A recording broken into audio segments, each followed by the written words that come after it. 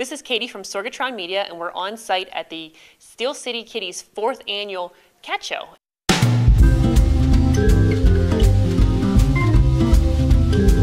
What exactly is Steel City Kitties?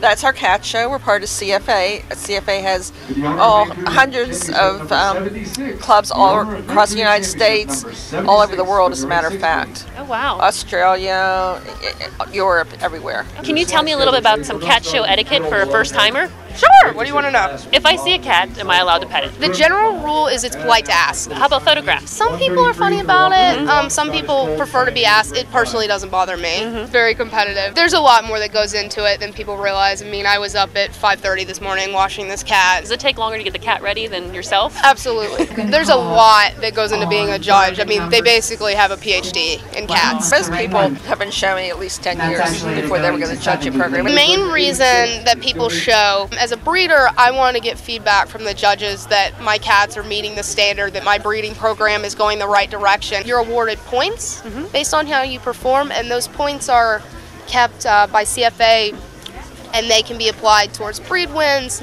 regional wins, national wins. For household pets, it's a little different. It's really based on how healthy the cat is.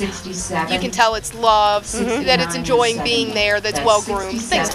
I'm sitting here with Jessica, and she has a therapy cat. His name is Draven, and he is certified through an organization called Love on a Leash.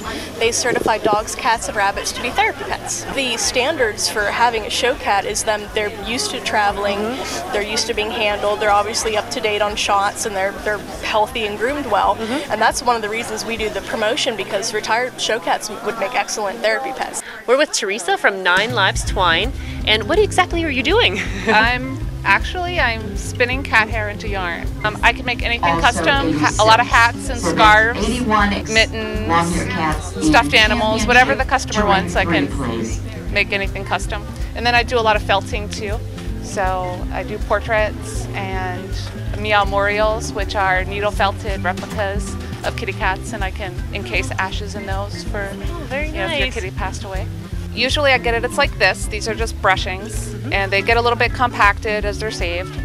But I have to open up the fibers, and I want it to be as fluffy as I can get it. It's almost like a cotton cloud. So people go to these cat shows every weekend. Pittsburgh people, spectators, just love the kitties. And I think a lot more people have cats than you realize, because they're in the house, where you see people walking their dogs and thinking, oh, there's a lot of dog lovers, but you don't realize people have cats, a lot of cats. So I'm having a blast here. How would I get started in something like this? Well, it would depend. You have a couple options. You could either, like I said earlier, you could show your household pet, which, I mean, you would do since you have one.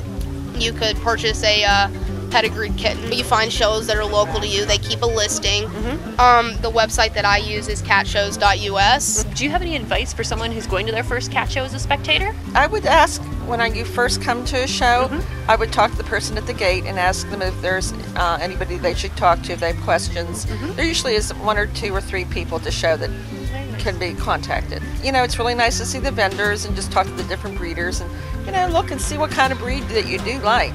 Because there's a lot of cat breeds. I mean, everybody knows there's a lot of dog breeds, but there's a lot of kitty breeds too.